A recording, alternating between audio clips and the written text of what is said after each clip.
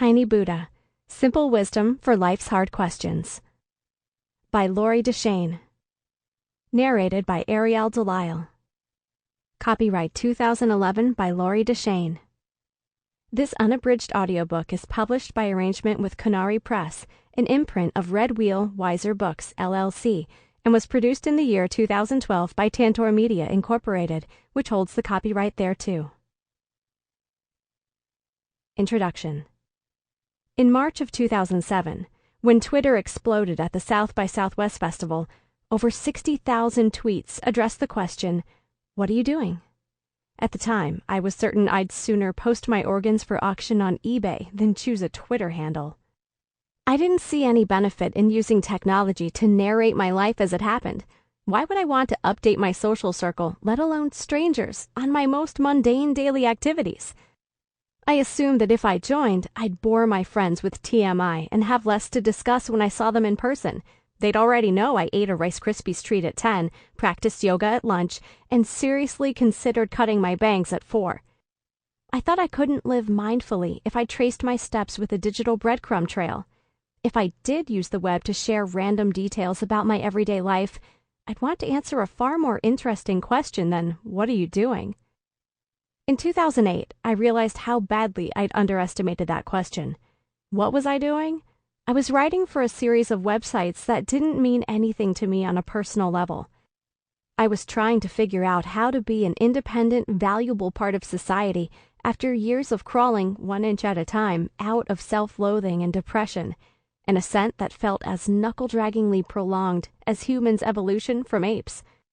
I was, for all intents and purposes, doing a lot better, but I was not feeling better about the things I was doing, and I was drowning in spiritual text and self-help books looking for answers everywhere outside myself.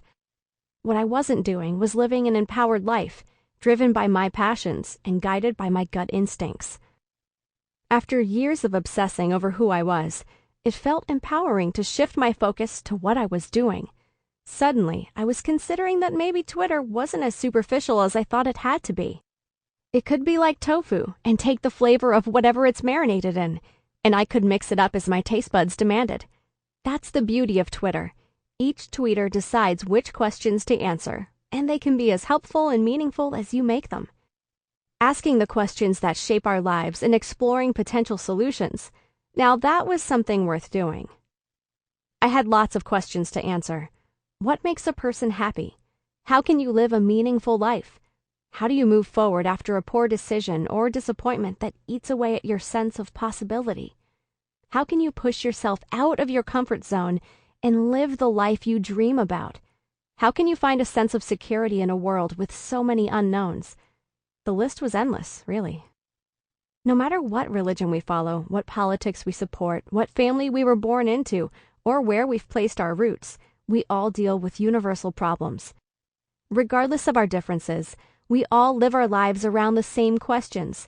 How we answer them dictates the choices we'll make and what kind of person we'll be from moment to moment. Some answers are cliches that look great on paper, but don't actually breathe when we inflate them and try to find a pulse. Others seem implausible and yet make a world of sense when we step inside them and wrap them around our circumstances. And others still can feel absolute for what seems like an eternity, until life cross-examines them and reminds us how fragile most answers are. The reality is there are very few concrete, one-size-fits-all answers to the big questions. According to Socrates, accepting that is the foundation to true wisdom. There's so much we can't know, understand, or predict in life. Yet if we learn to listen to ourselves, and then to stop listening long enough to simply be in the world, open and available, the answers can seem so clear. Really. The real answer is that there are an infinite number of possibilities that we can explore to be happy, connected, engaged, and free. The simultaneous lack and abundance of answers is the answer. Tiny Buddha evolved from that idea, the prospect of exploring different possibilities and then doing something with them so we can learn for ourselves what's right for each of us. They say we teach what we need to learn, and this has been true for me. When I started tweeting a daily quote through @tinybuddha, I addressed the questions that felt most paralyzing in my world. I looked for quotes about letting go of stress and anxiety because I'd carried so much around for years it oozed from my skin like a little too much garlic. I read countless books, highlighter in hand, looking for insights about being happy in the present because I'd spent so much time obsessing over the past and worrying over the future that I disbelieved it was possible to liberate the now. I didn't really believe what I was reading, and I certainly didn't put any of the wisdom into action. Mindfulness was a comforting illusion, something spoon-fed to me like Santa, the American dream, and free lunches. After a year of sharing these simple ideas in a one-day-at-a-time format, with the @Tiny Buddha follower count growing into the thousands, now over 200,000, I reassessed. What was I doing? Was I merely regurgitating words that felt good, or feeling good about doing something with them? I considered that maybe lots of other people just like me were sitting at their computers wondering if they felt proud of how they answered the question, "What are you doing?" Reading an inspiring quote doesn't guarantee inspired action, particularly in an information-overloaded world where many of us spend our days inertly glued to technology. Sometimes when we gorge ourselves on meaningful words, we fall into an intention coma, too overwhelmed by other people's thoughts to identify the right choices for ourselves. So I developed tinybuddha.com in September 2009, where anyone can contribute tips and stories about wisdom in everyday life. Since then, I've watched a community grow from 1 to more than I ever could have imagined. Nearly 3 million unique visitors to the website and almost 50,000 Facebook and 200,000 Twitter followers. All of us looking to learn and share wisdom. People of all ages and backgrounds from all over the globe, united by the same sense of uncertainty and a determination to thrive regardless. That's what's brought me to this book. A fascination with the questions that connect us and the wisdom, conventional or otherwise, that guides the decisions we make each day. What you'll get from this book. Nearly 1,000 people responded when I began asking life's hardest questions on Twitter, planning to create a collaborative book. As I read through their responses, I realized the answers fell into distinct categories of ideas. While there were occasionally responses that didn't parallel anyone else's, for the most part, the tweets grouped themselves into sections. I didn't influence the responses to fit an agenda. I shaped my exploration around the suggestions in the tweets. Just like Friends of Tiny Buddha in all its forms have guided tinybuddha.com, their insights form the backbone of this book. Since many of the tweets were quite similar, I chose a handful that aligned with each shared perspective. From there, I dug through the archives of my memories to weigh the ideas against my own experiences, and then dived into books and articles that shed further light on these ideas. Throughout each section, you'll find a number of tips and exercises to help you take action on what you've heard. Now, I never do exercises as I read a book, not even when an author writes, "I know you probably don't usually do exercises in books, but please do these ones." So I have a different suggestion for you. Make a note of the ones that seem useful to you, and when you find yourself in a relevant situation in life, come back to them and take action then. I'm not a huge fan of vague, flowery, New Age jargon, so I've gone to great effort to keep this book practical and rooted in reality. I recently read a blog post about succeeding in sales. The author suggested that the best way to sell anything is to position it as the magic bullet, the ultimate answer or method to doing something that we all want to do in life but don't want to work for, like losing weight, getting a fulfilling job, or finding happiness. He offered some supporting information to show that we more often spend money on worthless things that seem like quick fixes than on proven systems that require time and effort. Despite the advice, which I suspect holds some truth, I will tell you this book is not a magic bullet. This is not a guide of absolute answers. It's crowdsourced wisdom, often supported by scientific, psychological, and sociological research that may help you experience meaning, happiness, and peace right now, regardless of your circumstances. It's a reflection of and on popular opinion, and an examination of the ways we can leverage what we know and what we don't for our individual and collective well-being. Sharing parts of my personal journey was a lot like doing intermittent cartwheels naked on my front lawn. My stories might be brief, but I certainly put it all out there. In the spirit of that same authenticity, I want to be clear that I am not an expert on living wisely. I suspect that if I presented myself that way, I'd immediately convey my ignorance, because wisdom is a lifelong pursuit. I didn't write this book sitting at a cherry wood desk in my psychiatry office or in between personal development seminars I host around the globe. I wrote this from the shabby couch I bought on Craigslist while running a Twitter account and a website that appear to help a lot of people. I acknowledge my non-expert status not to undermine my ideas, but to remind you up front that we all possess the same capacity to reason, learn, and then act based on what makes sense to us. You'll notice I didn't ask questions directly relating to religion. I suspected a lot of the questions would inspire spiritual discussions and decided to broach the subjects that way. You may also notice that none of the tweets have any typical Twitter slang, no abbreviations or emoticons. Lastly, you may wonder why I didn't start each section with a tinybuddha.com quote, as I do on the site. The simple reason is that I wanted this book to explore our collective understandings, which often parallel many of those same ideas. I want you to listen to this knowing that you are not alone.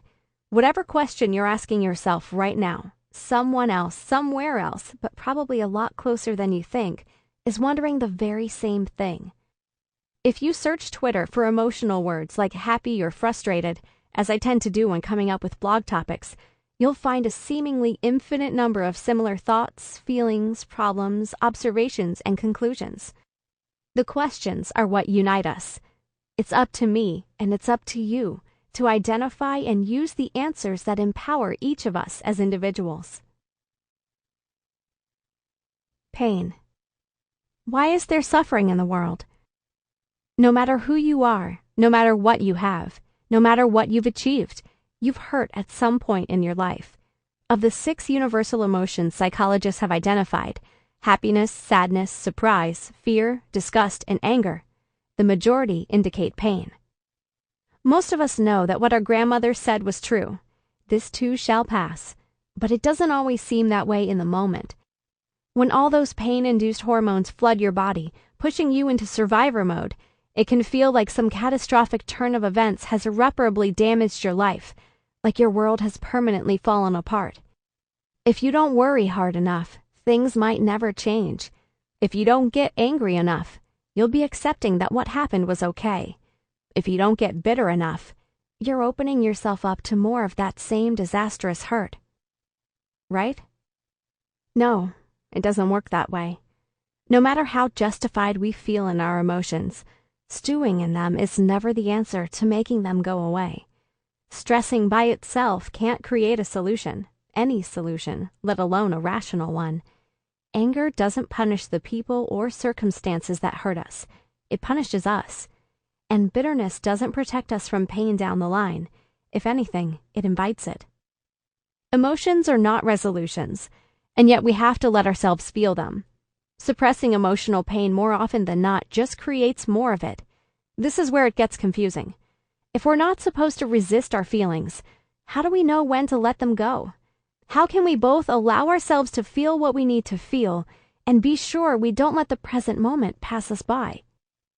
In 2003, I sublet a small, unfurnished studio in New York City for a few weeks to figure out how I'd survive if I moved there to pursue my acting dreams.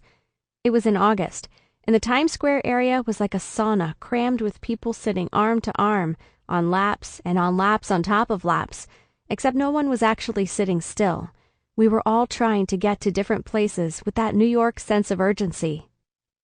A couple hours after I got the apartment keys, I headed out to hit up the ATM and pick up groceries and other supplies. While on my way to the corner store, Manhattan went dark.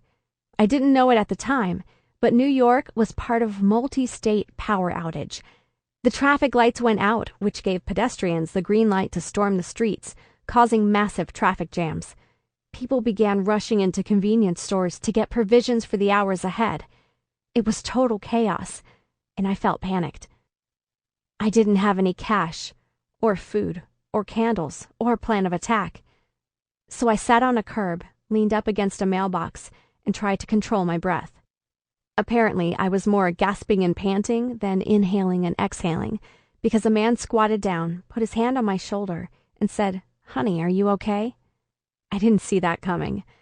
And I also didn't expect he'd listen to me ramble about just arriving, not having any cash, and fearing I might need to sell my body for a sandwich, a flashlight, or both. Without flinching, he gave me $5 and pointed me toward a store. Crammed with panicked, sweating people, the inside reeked, like body odor and cottage cheese, and maybe the cheese had spent 5 hours in a beach bag. I was able to grab a bottle of water, but I didn't have enough for food, and the options were getting slim as other people rushed to grab what they could. The woman behind the register gave me a roasted half duck and took down my credit card info to charge at a later date.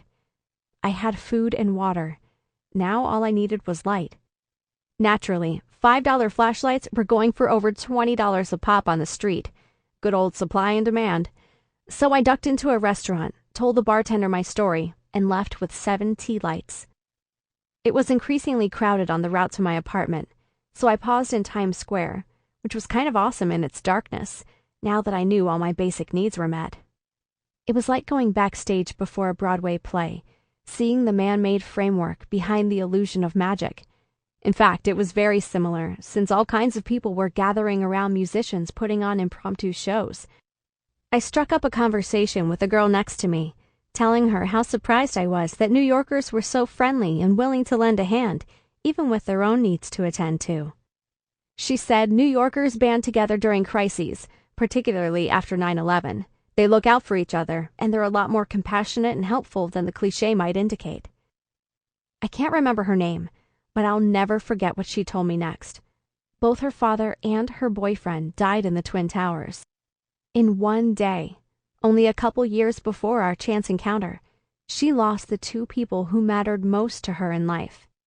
They say some deaths are senseless when you imagine they could have been prevented, but death rarely, if ever, makes sense, particularly not when it comes as part of something so deplorably inhumane.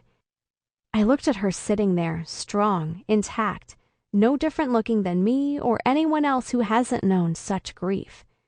I wondered how she could go out in the daylight, looking peaceful in the world, knowing firsthand how tragedy can strike so unexpectedly. I looked deeply into her eyes in a potentially invasive way, searching for signs of pervasive inner turmoil. Having endured such a horrific tragedy, she must be a shell of a person, I thought, particularly so soon after her losses. Then I remembered where I was right before I learned about the 9/11 attacks. I was festering in bed, 6 prescription bottles on my nightstand, wondering who'd come to my funeral if I died. I'd been in therapy for almost a decade, and yet I still suspected I'd spend the rest of my life feeling alone, miserable, and confined like a prisoner within the deafening cruelty of my mind. I was a chubby, overdeveloped 12-year-old the first time a boy groped me and called me a whore in the school hallway. After years of hearing "fat slut" from both boys and girls, alone and in packs, and being grabbed without my consent, I'd begun to believe my consent wasn't necessary. Once, a girl from a neighboring school told me, "I've heard you're thinking of changing schools. Don't bother. Everyone everywhere knows you're a worthless whore." From this point on, I truly believed this was fact, that everyone I met somehow already knew how pathetic and worthless I was. A decade later, at 22, I still felt trapped under layers of shame and regret, like dozens of lead-filled X-ray aprons piled one on top of the other. I tried to starve it away, stuff it away, drink it away, and fight it away, but nothing changed that I felt trapped within my offensive, unlovable skin. I called my aunt to complain about my misery. I had a roster of regular listeners who indulged my desperation. Not a few seconds into my woe is me story, she asked me, "Lori, how can you be thinking about yourself? Don't you know what's happening in the world?" I didn't have any idea. I turned on the television and saw the footage. They kept showing the towers going down, like sandcastles slowly crumbling, and a part of me felt like it wasn't real. I knew that people were hurting and that I should be outraged, but I'd numbed my own feelings for so long that it felt nearly impossible to feel for people far removed from me and my debilitating apathy. I'd seen therapist after psychiatrist after pharmacist. I was on antidepressants, mood stabilizers, and tranquilizers. My whole life was about making sure I didn't have to feel. But how could I see such tragedy and not feel? And even worse, how could I be seeing it and still be so concerned with what I was doing and feeling? What was wrong with me that I was so absorbed in what was wrong with me? That's the thing about feelings. Sometimes we resist them, and then we sit around feeling more feelings about our feelings, drowning in reactive emotions. We remember what happened and wonder what, if anything, we did to provoke it. We wonder what we could have done to prevent it. We wonder if we deserved it. We think about how unfair things are and how we wish we could go back in time to change them.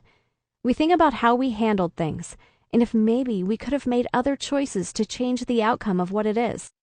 And then, after all this resistance, we wonder what's wrong with us for struggling so much in our own self-absorption. After all, there are so many other worse things going on in the world. The truth, as messy as it sounds, is that the only way out is through. And the only way to let go is to truly believe in the possibility of a different way of being, to know in our head and in our heart that we can live a life that doesn't revolve around having been hurt or fearing future pain. We don't always realize it when we're sitting in our own self-destructive ground zero, but there will be a day when we feel better, if we just let ourselves go through it. Everything gets better with time. How much time is up to us.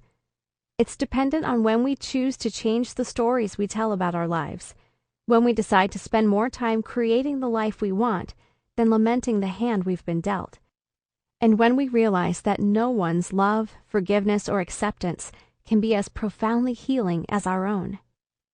As I looked at my new friend, vulnerable and yet so resilient, I wanted to love and heal her. I couldn't see it, but I knew she must be cracked beneath the surface.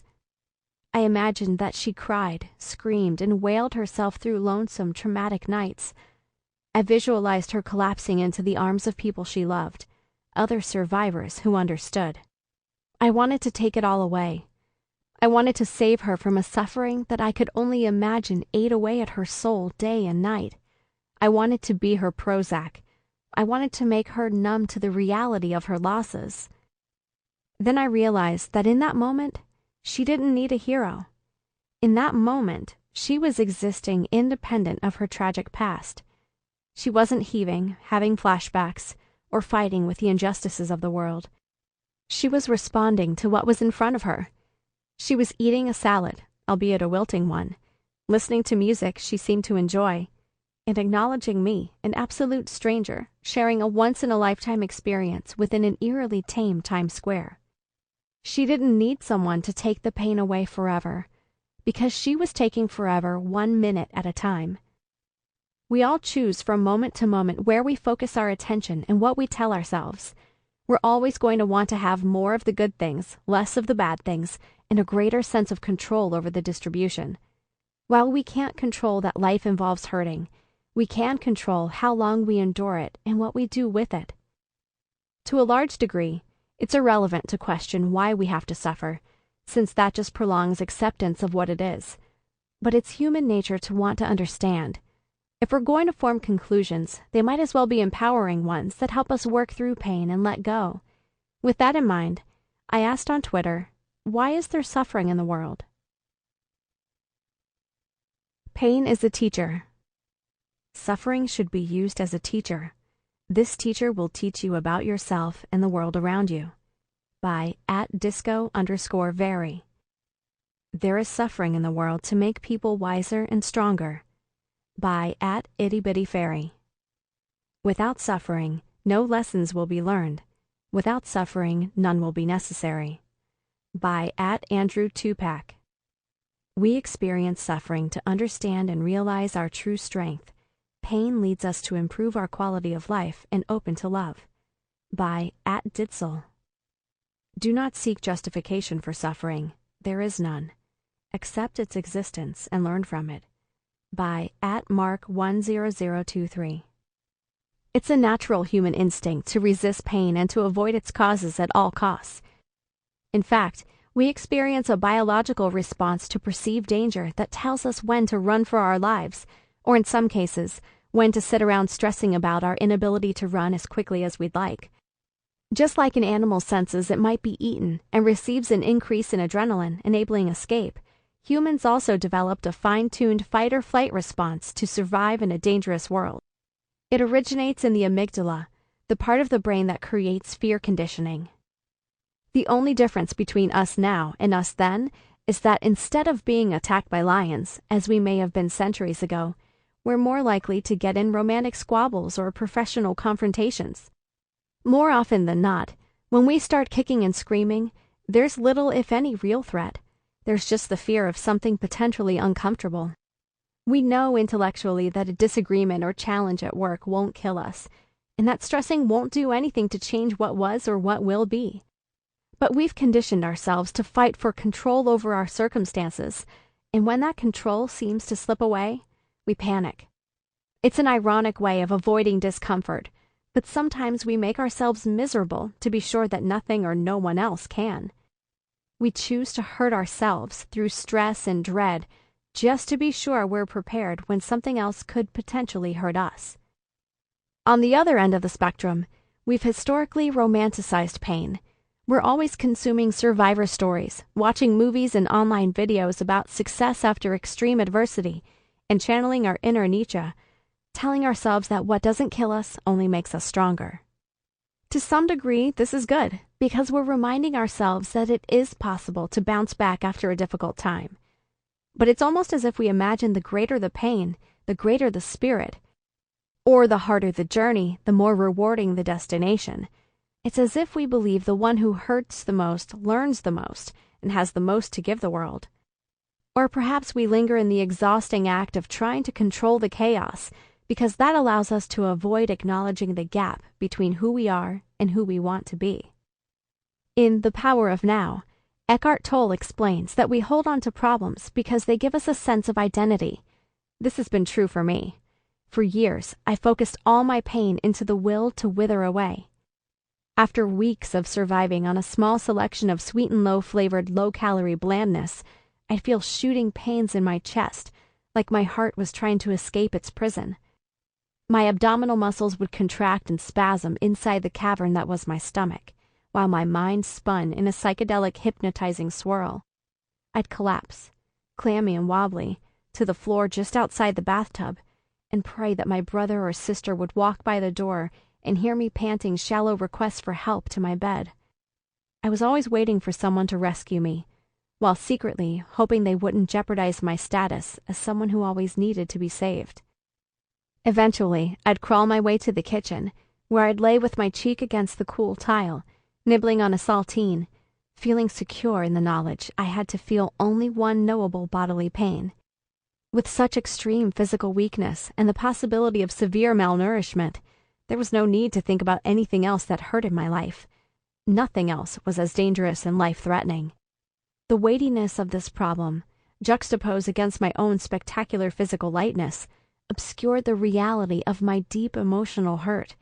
Within this persistent suffering, I felt good at avoiding pain.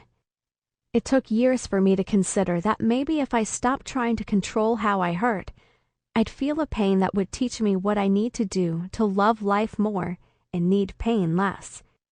That maybe if I released the torture that made me feel safe, I'd wade through the discomfort of what was really bothering me so that I could live a life less defined by pain. When we identify where we're hurting and why, whether it's something physical or emotional, we have the power to understand its cause and do something about it. But that means we have to be willing to let go of all the drama, comfort, and maybe even pride that accompany a sad story to make way for a better one. Before we can learn from our pain to make positive change in our lives, we have to learn how to want pain less. Once we decide to stop clinging, chasing, and controlling pain, then we have immense power to shape our worlds. We can take almost anything that hurts and recycle it into something good once we're ready to learn from it. If you're hurting over trouble in your relationship, your pain may be teaching you that you need to find the strength to walk away. If you're hurting because people don't seem to like you, your pain may be teaching you that you need to stop depending on approval for your overall well-being. If you're hurting because your thoughts are tormenting you, Your pain may be teaching you that you alone are the cause of your deepest suffering, and that in accepting that, you have the power to set yourself free. Of course, this all depends on the most important question. Are you ready to be free? Sample complete. Ready to continue?